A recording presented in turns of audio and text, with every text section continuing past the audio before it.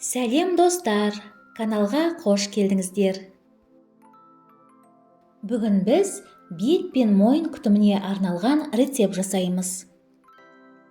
Ол үшін бізге бір лимонның қабығы керек. Лимонды ас содасымен жақсылап ысқылап жуып, шайып аласыз. Әжімдерді кетіретін және теріні қатайтатын күшті қартаюға қарсы бет маскасын жасаймыз. Лимон қабығы С дәруменімен байытылған. Теріні терең және сіңімді нәрлендіреді. Теріні тазартып, тері тесіктерінен барлық кірді кетіреді.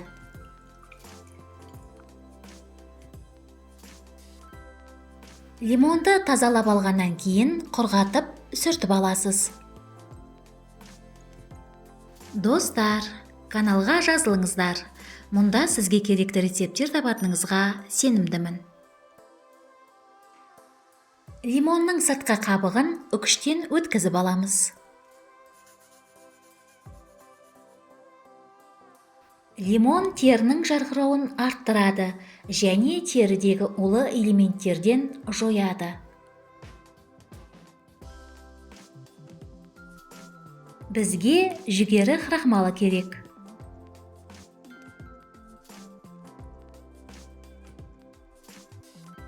Ыдысқа бір ас қасық жүгері крахмалын саламыз. Бір стакан су құямыз, жақсылап араластырамыз.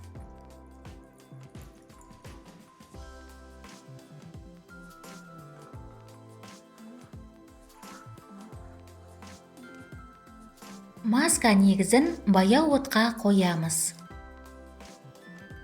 Түбі жабысып қалмауы үшін үздіксіз араластыра отырып, қоюланғанша пісіресіз. Жүгері крахмалы терінің регенерациясын жылдамдатады және эластин өндірісін ынталандырады. Маска негізін суытып аласыз. Үстіне лимон қабығын салып, жақсылап араластырасыз.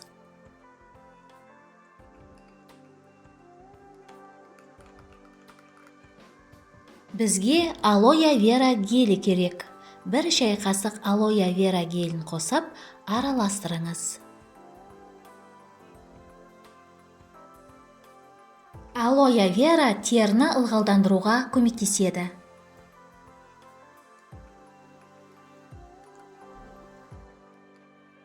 Бұл масканы шыны ыдысқа құйып, тоңазытқышта 3 апта бойы сақтай аласыз.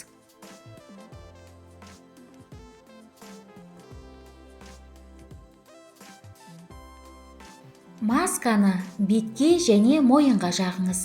Бетіңізге 30 минутқа қалдырыңыз. Содан кейін жылы сумен шайыңыз.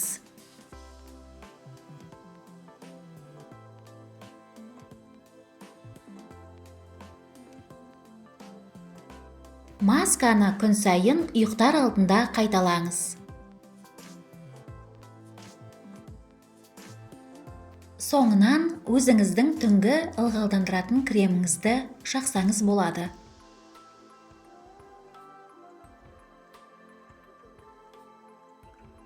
Сізге денсаулық, жастық, сұлулық тілеймін. Келесі кездескенше.